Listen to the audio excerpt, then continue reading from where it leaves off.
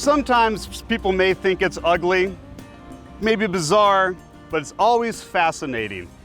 Today we're going to talk a little bit about fasciation on plants. And so what is fasciation? Really, fasciation can be thought of as a mistake. And so normally plants grow from a single apical meristem, but when something goes wrong to that growing point, the growth gets a little bit wonky as well. And so instead of that single growing point, we now have an elongated meristem that can lead to kind of a range of different symptoms, but typically that growth will look kind of flattened or like almost like a ribbon, and you may also see a proliferation of flower parts. Now, what causes fasciation? It can be caused by all sorts of things. There can be some environmental stresses such as cold weather, cool temperatures.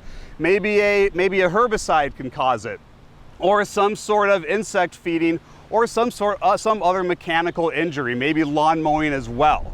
Now, the nice thing about fasciation is that it is just a genetic mistake that 9 times out of 10 will not persist once it's pruned out. So if you are the type that doesn't like your plants looking like they're ribboned and kind of have weird shapes, then if you prune that area out, next year it should come back just fine.